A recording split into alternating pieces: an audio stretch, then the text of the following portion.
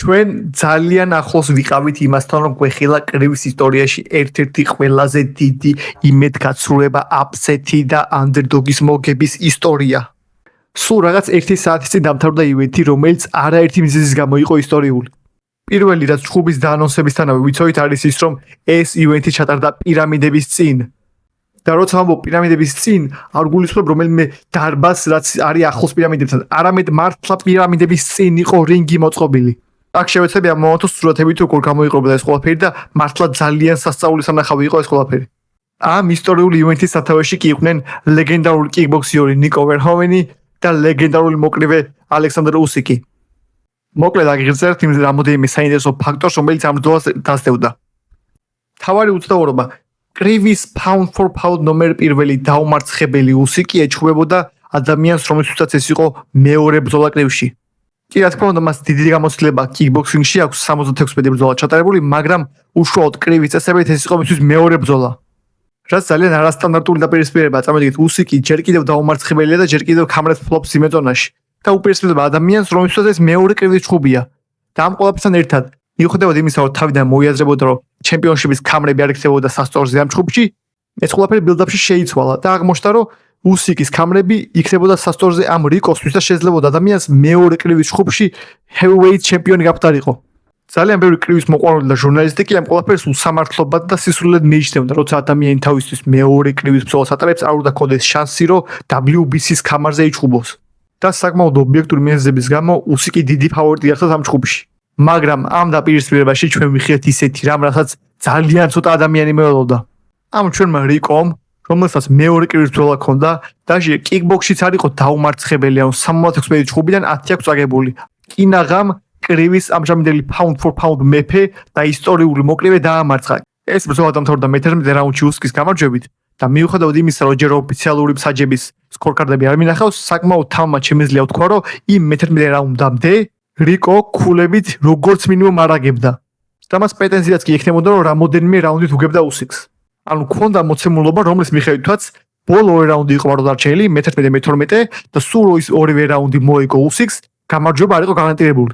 ჩვენ თუ დავფიქრდებოდით რიკოს გამარჯვების ხერხებზე, ყველაფერი ვარაუდებდით, რომ ეს ყველაფერი შეიძლება მოხდარიყო ძალიან სწორ დროს ძლიერი შესრულებული დარტყმით.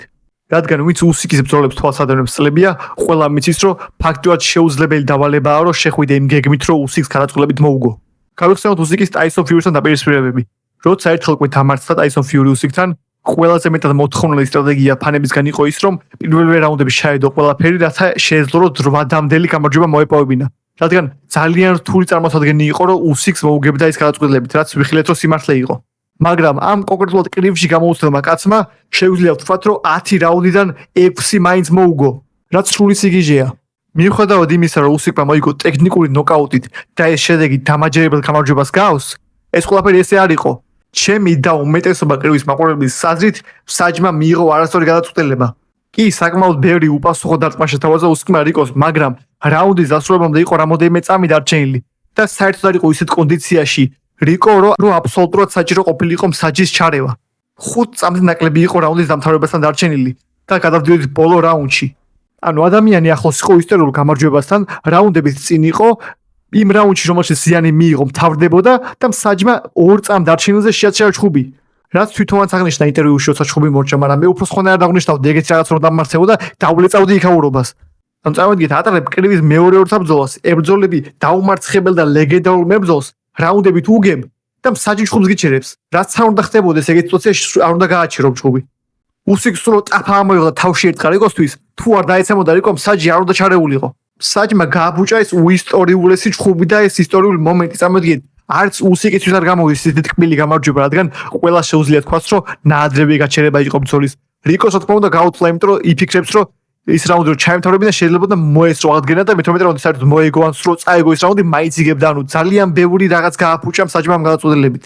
არ ვიცი რომ მსაჯს ბრძოლა რო არ გაიჩერებინა რიკო მოიგებდა და უსიკი წააგებდა, მაგრამ ფაქტები ესეა, რომ რაუნდებით იგებდა, არ იყო ისეთ საშინელ მდგომარეობაში, რომ აუცილებელი ყოფილიყო მსაჯის ჩართულობა და რაუნდში იყო რამოდენიმე წამი დარჩენილი.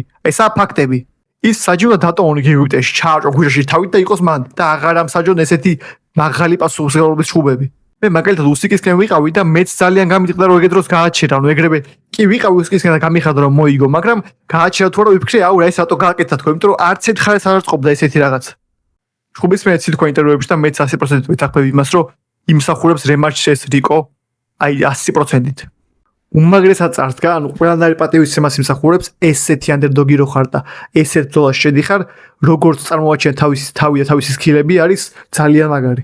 უსილზე კი შეგვიძლია ვთქვათ, რომ აშკარად ეთყობა ნელა ასაკი, რაც ლოგიკურია, იმიტომ რომ 40 წლისაა, ფუტბოლის არ არის ესეთი აქტიურობაც აღარ აქვს ესეთი რინგში და მოკლედ ძალიან შორსაა თავისი ოპტიმალური ვერსიისგან უკვე ბატონი ალექსანდერი.